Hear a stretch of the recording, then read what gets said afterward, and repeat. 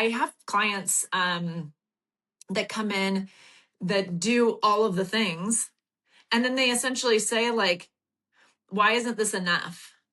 Right? I have all the regulation tools. I'm doing the running, I'm doing my deep breathing, I'm doing my journaling, right? I'm doing all of these different things that are supposed to help. And I still feel really stuck. And so why can't a habit, even if it's very consistent, not create a sense of safety that our body is actually looking for? Hey, Alyssa, do you run? No, I hate running unless I'm forced to.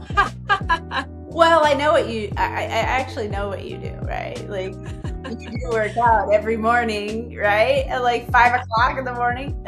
I do. I get up and I work out every single morning. They do make me run sometimes, but I really love it. I do a lot of cardio, a lot of strength training. Yeah. Yeah, it's great. You're very committed to your exercise routine. Hey, I am too, but you're kind of next level. Like I'm not worthy. You are amazing.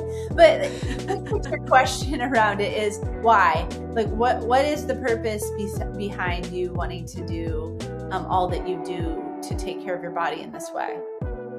Yeah, I'm sure I have a lot of answers to that, but one of them is that just having a habit, a routine keeps me healthy, starts my morning off right. Oftentimes, if there's been mornings in a row that I can't make it, I don't know, it just feels like the day is a little bit off. But yeah, I do think that there's something about it that allows me to regulate, get my day started on the right foot. So it's like a rhythm in your life that helps you to feel good, right? Yeah, absolutely. And the question really is just around this idea that the wellness industry keeps telling us, you do this, get these habits, get more more traction around, healthy habits, healthy routines with how you eat and how you exercise. And at what point do you think like this kind of advice actually becomes a part of the problem? Like when people are hyper focused on all the things I've got to do, how do you think it can be problematic for them? Sure. Well, I think if we're using all of those things really consistently, thinking that somehow, when I get, let's say, dysregulated, I'm having a bad day. Well, if I just go for a run, I'll feel better afterwards. It doesn't actually address what caused you to be upset in the first place. And so in some ways, I think that yes, habits are good, routines are good, and a lot of the things that we're told to do are oftentimes healthy. But are we actually addressing a lot of the underlying issues that are going on and dealing with what's causing them in the first place? And I would say on top of that, are we really ending up using those like more as a Band-Aid?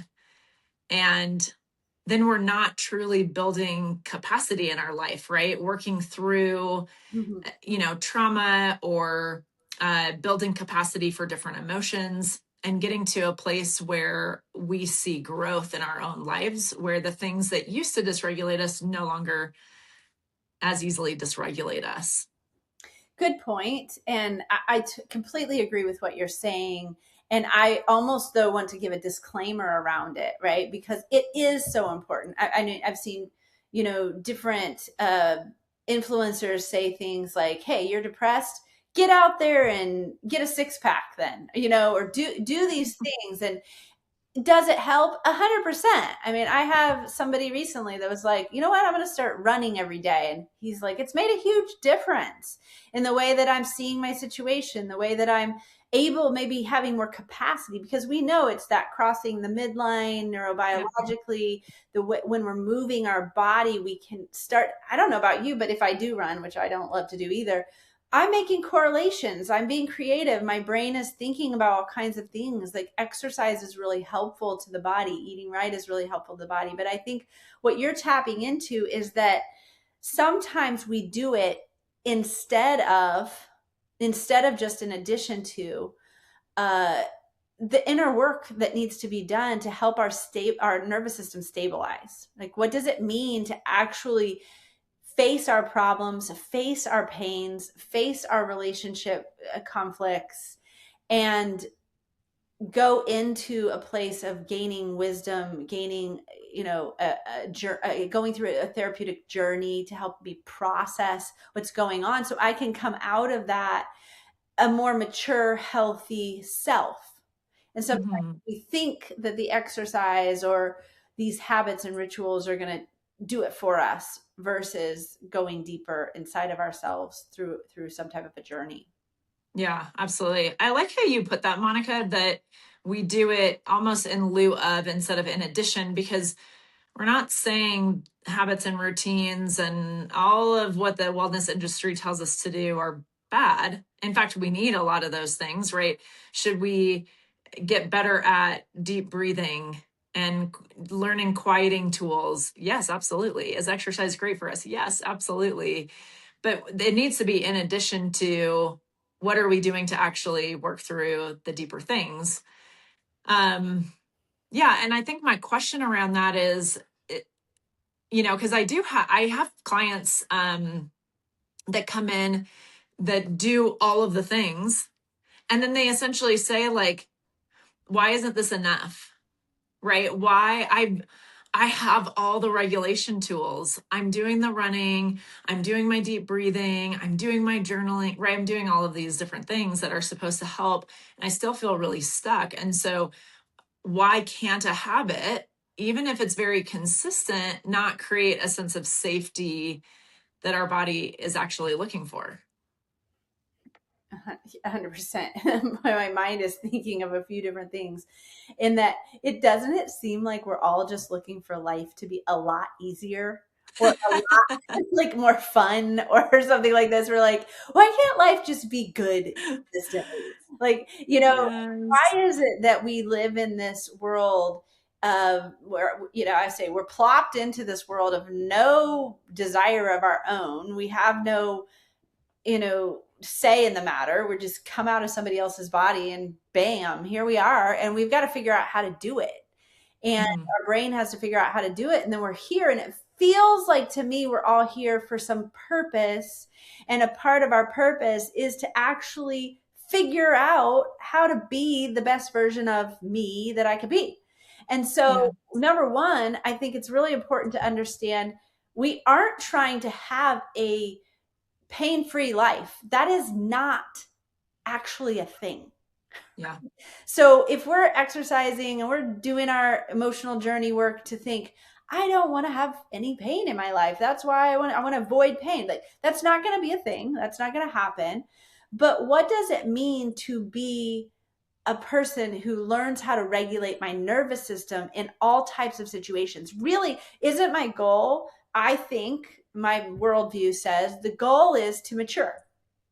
Doesn't mean I'm more valuable, doesn't mean I'm more worth anything, but it Yeah. does mean that I am on this journey of actualizing my potential, that I am learning how to mature to become all that I am created to be. That means that the rain falls on the just and the unjust. Like the rain is going to fall. How am Mhm. I going to embrace it? I'm going to sing in the rain. Yeah. How am I going to figure out how to make the most out of life?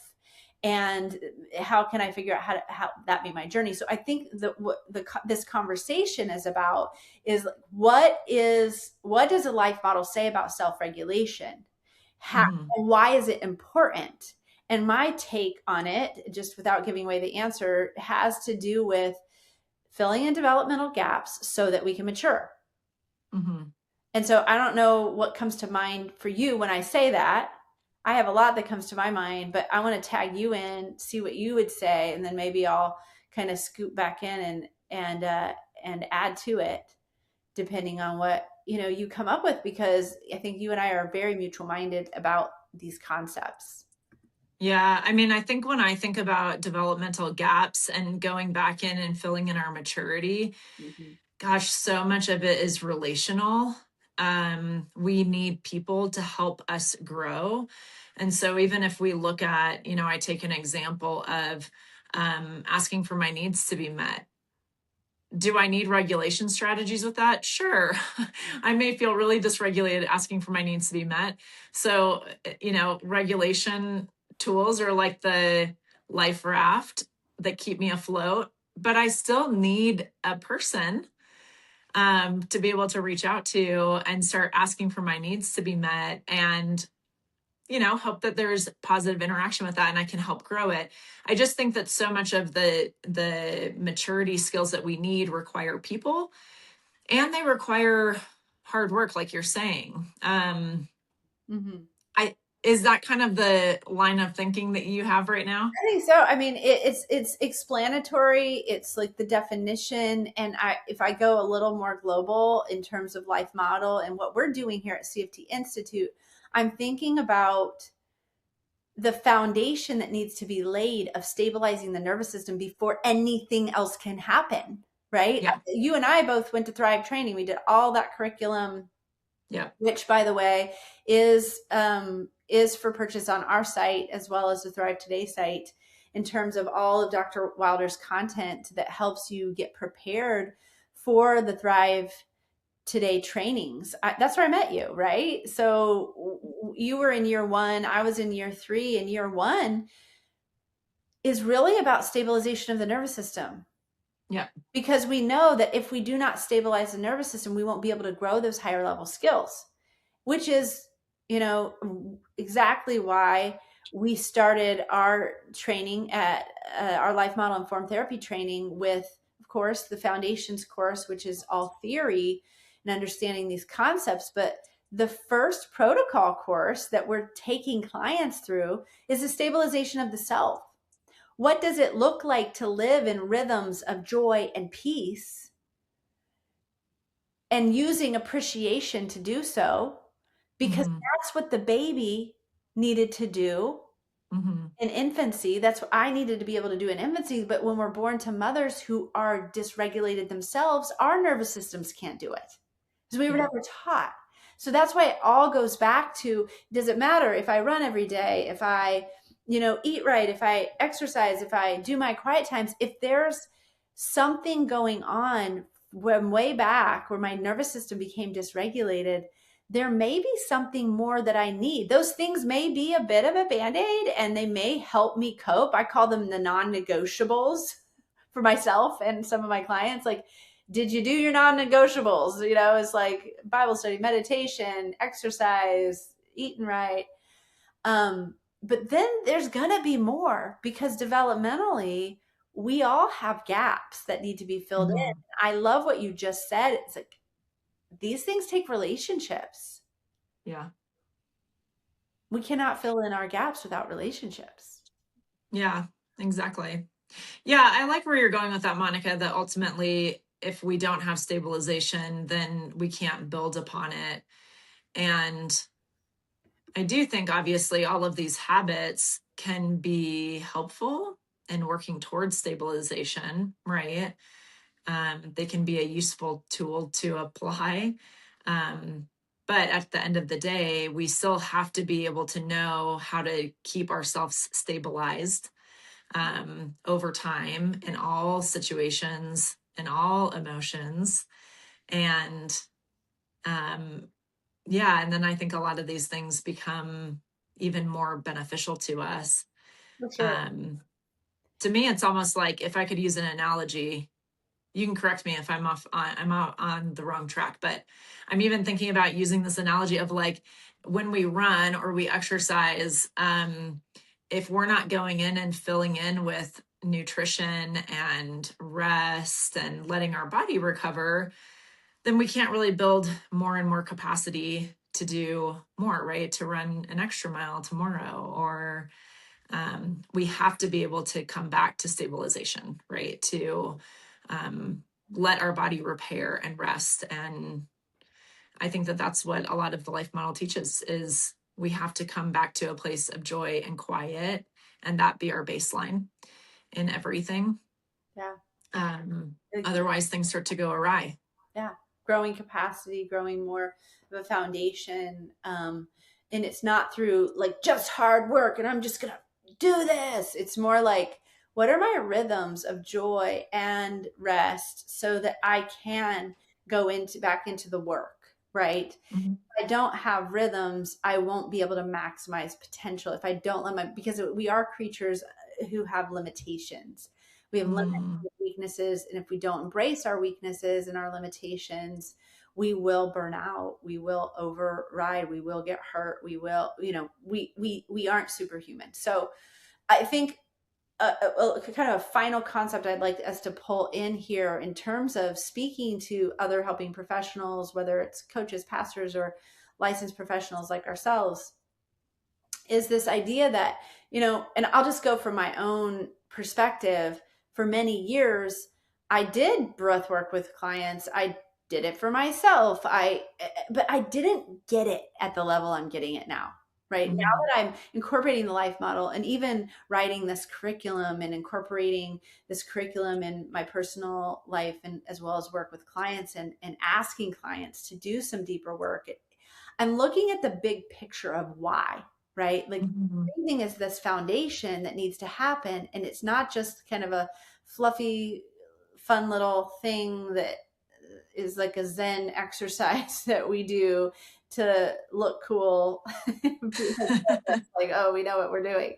It's this thing around actually calming the nervous system Mhm. and preparing the nervous system for deeper work, for Mhm. actualizing for potential, for organizing trauma, Mhm. integrating and resolving trauma and integrating pain into a place of wisdom in our lives. And so I guess the question that I want to pose to you that maybe you and I can answer is what is the best way we can get that across to therapists, that it's the breath work, that stabilizing, that calming the body isn't just about a temporary fix for Mhm. having a nice conversation and session, but really about this big picture of wellness and how to bring a client into true stabilized and consistent transformational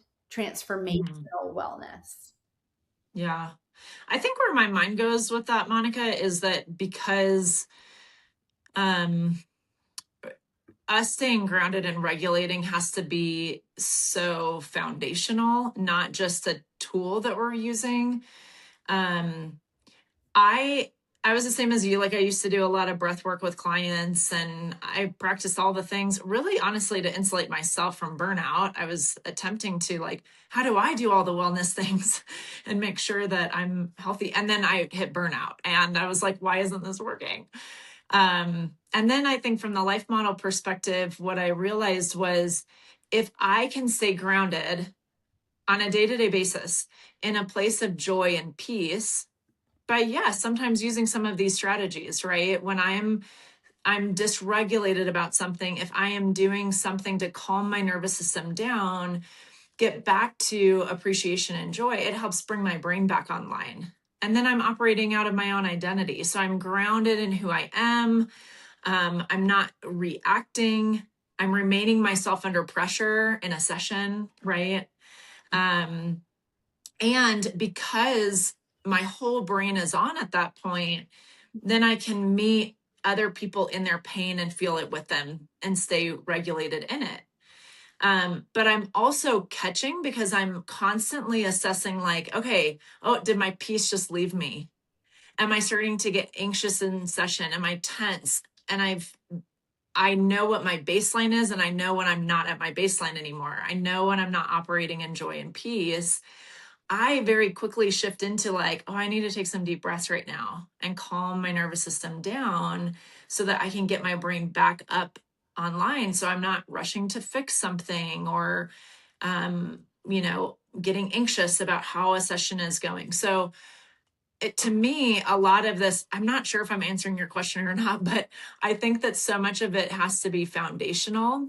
It's not just a tool to implement. It really has to be, am I operating from a place of joy and peace consistently and using these tools to keep me there when I get dysregulated and help me get my brain back online to where it needs to be so I can stay really relational with people.